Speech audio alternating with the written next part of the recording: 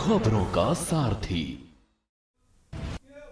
नमस्कार, आप देख रहे हैं खबर उत्तराखंड और मैं हूं आपके साथ अविन्या रावत। रुक करेंगे खबरों का, लेकिन उससे पहले रुक करते हैं आज की हेडलाइंस का।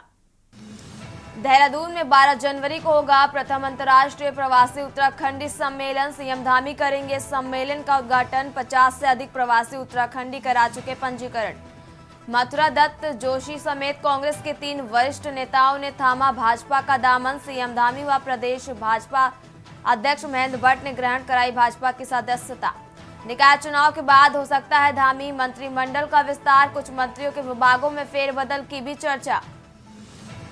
उत्तराखंड में जल्द लागू होगा यूसीसी कानून। 1500 कर्मियों को 20 जनवरी तक प्रशिक्षण देने का रखा गया लक्ष्य। 80 करोड़ खर्च करने के बाद भी पटरी से उतरने लगी नियो मेट्रो परियोजना। उत्तराखंड मेट्रो रेल कॉरपोरेशन से एक अधिकारी की हो रही छुट्टी। नगर निकाय चुनाव में 23 रुपए से महंगी टोपी नहीं पहन पाएंगे प्रत्याशी। 10 की चाय और समोसे पर खर्च कर सकेंगे सिर्फ 12 रुपए। आप देख रहे हैं के न्यूज, खबरों का सारथी।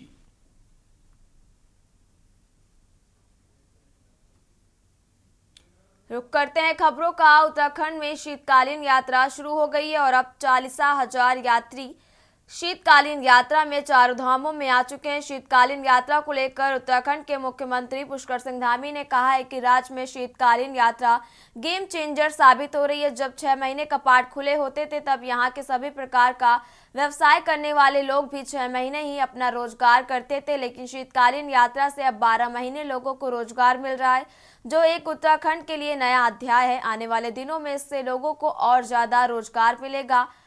राज्य में हर दृष्टि से शीतकालीन यात्रा सुखद होगी।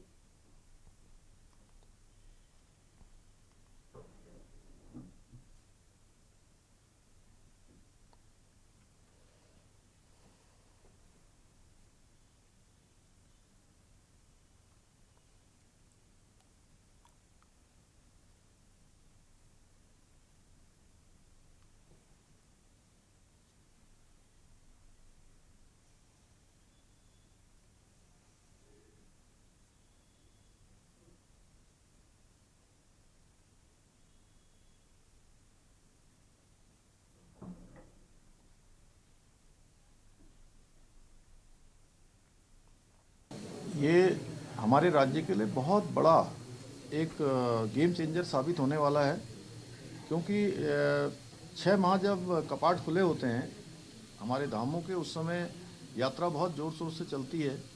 उस दौरान हमारे व्यापारियों का काम चलता है, होटल वालों का काम चलता है, घोड़ा खच्चर वालों का काम करता है, डंडी कंडी वालों का काम चलता है, टैक्सी वालों का काम चलता है। अनेक प्रकार के सभी लोगों को कुछ न कुछ काम मिलता है, सबकी आर्थिकी चलती है, व्यापार चलता है, कारोबार चलता है और ये लाइफलाइन है।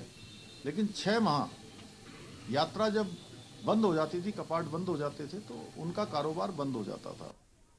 खबर देहरादून से है, जहां उत्तराखंड में निकाय चुनाव से पहले कांग्रेस को तगड़ा झटका लगा है।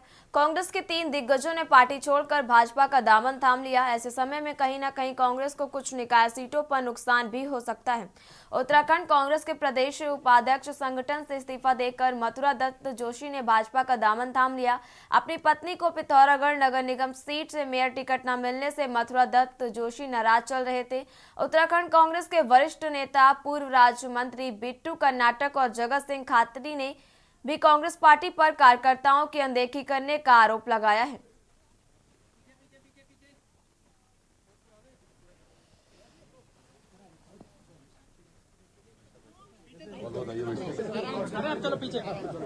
आज भारतीय जनता पार्टी में हमारे बहुत ही वरिष्ठ नेता श्री मथुरा दत्त जोशी जी, भाई बिट्टू कर्नाटक जी, भाई जगत सिंह खाती जी के सम्मिलित होने के अवसर पर मंच पर आसीन भारतीय जनता पार्टी के जुझारू एवं कर्मठ प्रदेश अध्यक्ष, राज्यसभा के सांसद आदरणीय महेंद्र भट्ट जी, हमारे बहुत वरिष्ठ नेता और टिहरी विधानसभा के लोकप्रिय विधायक। भारतीय जनता पार्टी किसी को किसी दल से छीनती नहीं है। उस दल की कमजोरी है जो अपने कार्यकर्ता को मान सम्मान देने की स्थिति में नहीं होती। जब दल परिवारवाद से चलता है जब दल में ऐसे निष्ठावान कार्यकर्ताओं की अनसुनी होती है तो इस प्रकार के परिणाम देखने को मिलते हैं। मैंने आज तीनों प्रमुख नेताओं को अपने दल में उनका मैंने स्वागत किया।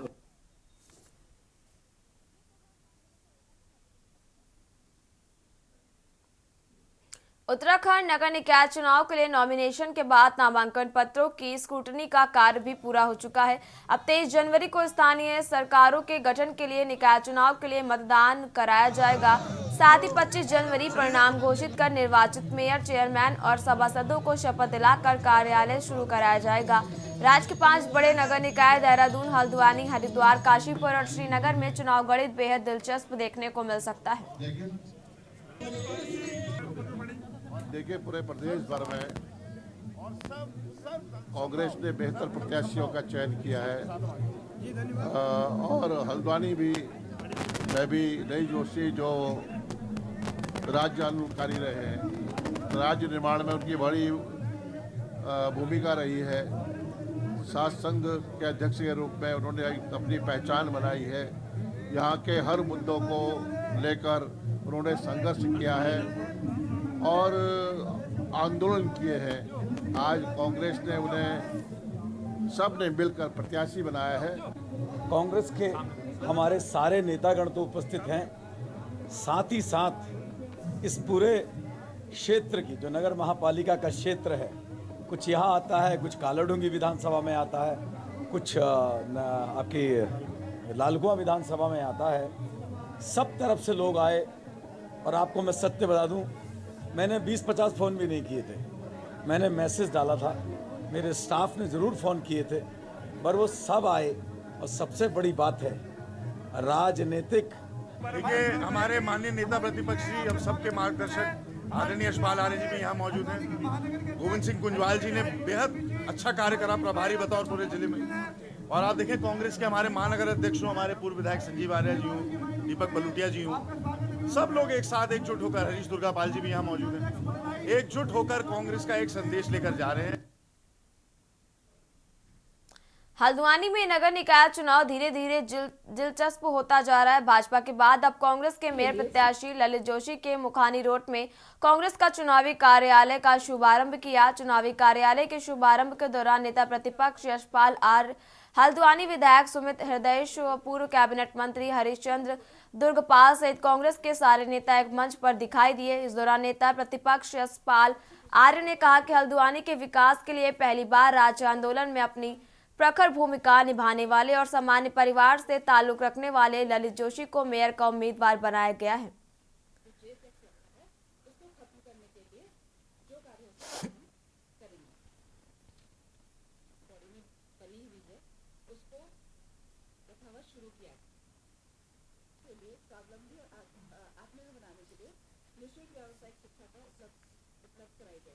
जैसे कि सिलाई बुनाई कढ़ाई होती है, छोटे छोटे तौर पे सब जगह चल रही है, लेकिन मेरा मकसद है कि इसको बड़े तौर पे अच्छे प्रशिक्षक क्वालिटी के साथ सबके साथ सब लोगों को समान तरीके से उपलब्ध कराया जाए।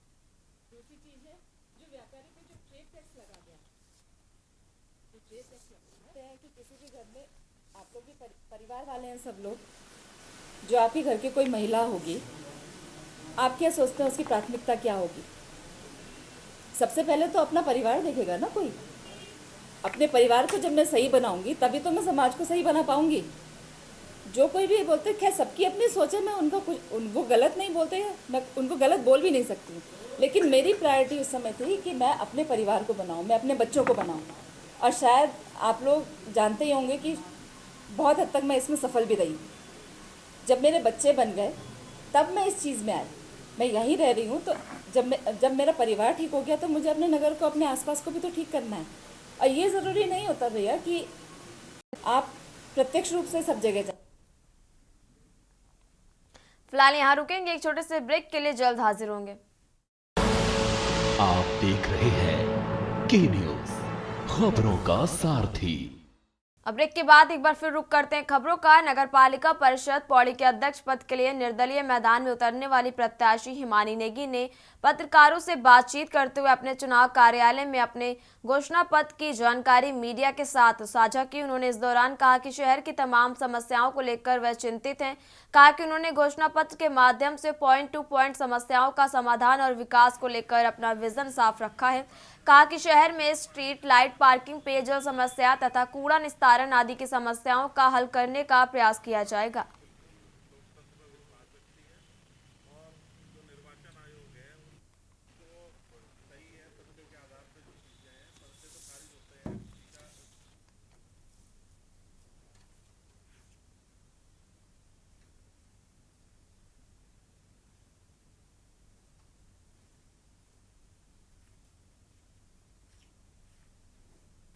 बात है तो ये विदित है कि आपत्ति किन लोगों ने लगाई, आपको उसकी भी जानकारी है।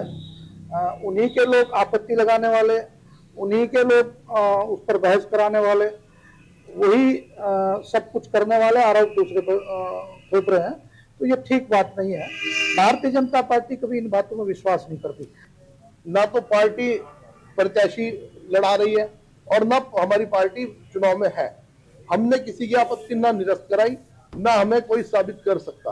रही बात उनके कहने की, उनके कौन आदमी है, इसकी क्लियर जांच होनी चाहिए। उनसे उन आपत्तियों पर देखना चाहिए कि वहां पर उस आपत्ति में बहस किसने की।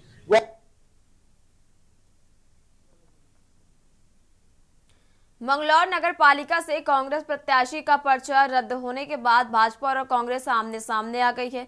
कांग्रेस के राष्ट्रीय सचिव काजी नियामुद्दीन ने कांग्रेस प्रत्याशी का पर्चा रद्द किए जाने का आरोप भाजपा पर लगाया था। वहीं कांग्रेस विधायक के बयान के बाद मंगलौर में भाजपा ने प्रेस वार्ता कर उनके आरोपों को झूठा बताया। प्रेस वार्ता में पहुंचे भाजपा के प्रदेश महामंत्री अनीस गौर ने कहा कि निकाय चुनाव में प्रत्याशी का पर्चा निरस्त कराने में भाजपा का कोई हाथ नहीं है। कांग्रेस नेता जानबूझकर भाजपा पर आरोप लगा रहे हैं।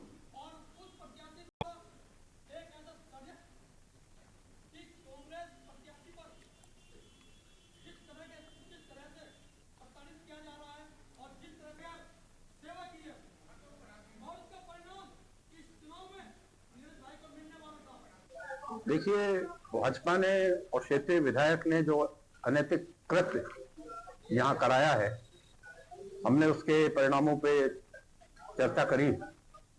हमें 7 तारीख का समय माननीय उच्च न्यायालय में मिला है और हम पूरी तरह से आश्वस्त हैं कि फैसला हमारे पक्ष में आएगा। और एक चीज स्पष्ट है कि कोई भी फैसला हो, कांग्रेस हरबरपुर नगर पालिका के अध्यक्ष पद का चुनाव लड़ेगी। प्रदेश में नई प्रथा का ये जो जन्म इस बार भारतीय जनता पार्टी की सरकार की आंख के तले हुआ है, ये देश के लिए और इस प्रदेश के लिए और सबसे महत्वपूर्ण है कि क्षेत्र के लिए बहुत दुर्भाग्यपूर्ण है। आज जिस भी स्थिति को इन्होंने यहाँ पे अपनी सरकार के संरक्षण में इसका जन्म दिया है, ये आगामी और सब चुनावों के लिए ये एक जिसे कहेंगे एक राजनीति की सफेद चादर पे काले धब्बे जैसा काम करेगा। और सत्ता की हनक मैं धामी जी से भी कहना चाहूंगी, क्योंकि इसमें सीधा सीधा प्रदेश के जो मुख्यमंत्री हैं वो दिख रहा था वहां पे उच्च अधिकारी जब काम कर रहे थे तहसील में, किस तरीके से उनके पास फोन और फोन पे फोन, और सुबह 11 बजे, फिर 1 बजे, फिर 3:30 बजे और उसके बाद फिर रात के 8:30 बजे तक जिस तरीके से जो कार्यशैली थी अधिकारियों की आरओ की, वो संदिग्ध थी और उनकी बॉडी लैंग्वेज बहुत कुछ बता रही थी, जो मैं यहाँ कहना अभी उचित नहीं समझती। परंतु हमें पूरा विश्वास है कि जो भी लोकतंत्र और संविधान पे ये जो कुठाराघात किया गया है, इसका जवाब इस चुनाव में भी मिलेगा और ये एक नजीर साबित होगा आने वाली आगे के चुनाव में। हमने 30 तारीख को नामांकन पत्र जमा किया था। 31 तारीख को हमें आरओ साहब ने स्वीकृति दे दी थी कि आपके फॉर्म में कोई कमी नहीं है। सुबह 9 बजे हमने वो स्वीकृति फॉर्म ले लिया था। उसके बाद कुछ लोगों ने जो प्रत्याशी है उनके पुत्र ने आपत्ति दर्ज कराई, जिसका अधिकार उसे नहीं था, क्योंकि ना तो वो प्रतिनिधि था ना वो चुनाव लड़ रहे थे। उसके बाद हमें सुबह बुलाया गया कि आपकी आपत्ति की सुनवाई होगी। उससे पहले आपत्ति वो मुझे दे ही नहीं रहे थे, टाइम दिया। ये पूरे दिन भर कांग्रेस परिवार के लोग और कांग्रेस और चौथा स्तंभ आप लोग भी वहीं डटे रहे और ये सब उन्होंने जब हमारे पेपरों में कोई कमी नहीं पाई गई तो उन्होंने हमारे जाति प्रमाण पत्र को संदिग्ध बताकर हमारा नॉमिनेशन कैंसिल कर दिया। बागेश्वर की गरुड़ नगर पंचायत में भाजपा प्रत्याशी ललिता वर्मा ने घर जाकर वोट के लिए अपील करनी शुरू कर दी है। प्रथम बार नवनिर्मित गरुड़ नगर पंचायत में निर्वाचित पंचायती सदस्यों का गठन होगा।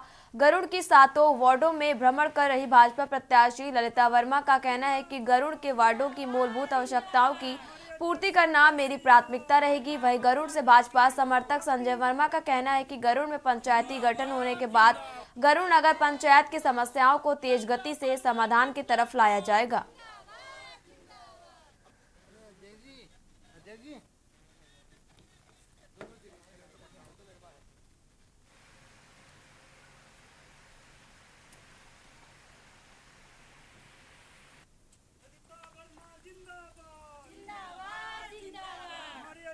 कैसी हो भारतीय जनता पार्टी जिंदाबाद जिंदाबाद जिंदाबाद ललिता वर्मा जिंदाबाद जिंदाबाद जिंदाबाद। अजय जी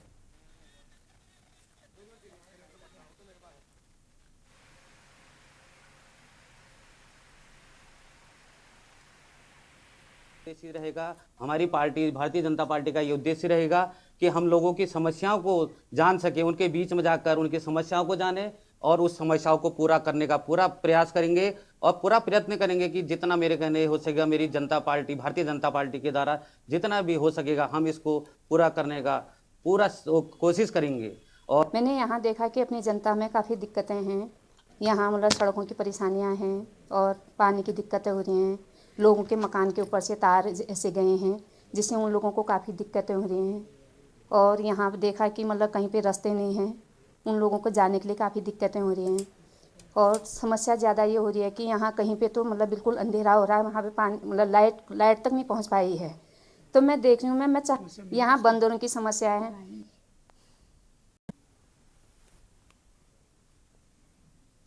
और अब बात कर रहे हैं हल्द्वानी की, जहां उत्तराखंड ओपन यूनिवर्सिटी का नवा दीक्षांत समारोह आयोजित हुआ। राज्यपाल गुरमीत सिंह ने इस दीक्षांत समारोह में बतौर मुख्य अतिथि शिरकत की। इसके अलावा सचिव उच्च शिक्षा रंजीत सिन्हा भी कार्यक्रम में मौजूद रहे। दीक्षांत समारोह में डॉक्टर हेमचंद्र को मानद उपाधि से सम्मानित किया गया।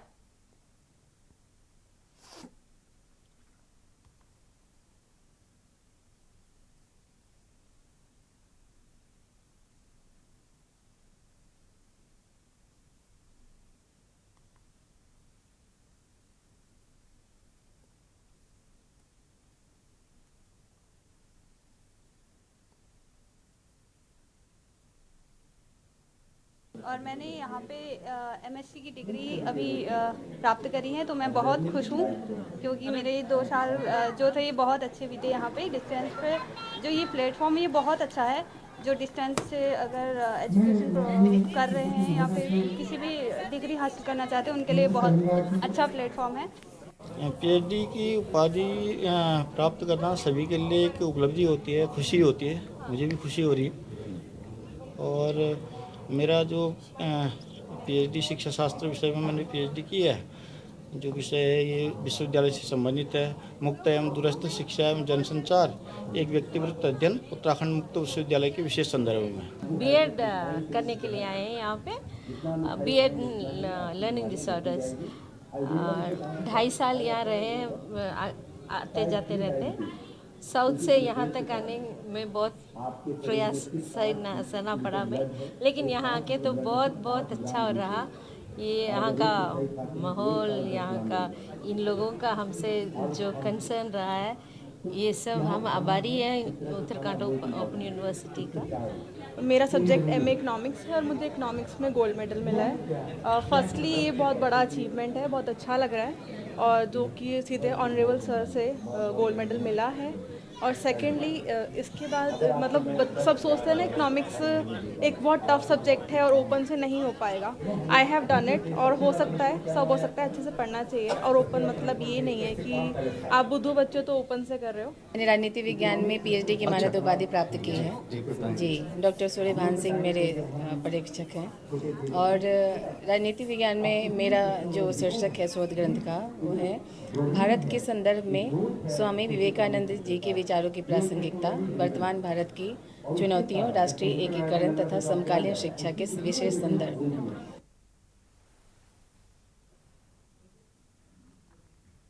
उत्तराखंड की खबरों में फिलहाल इतना ही। आप देखते रहिए के न्यूज़ इंडिया। नमस्कार।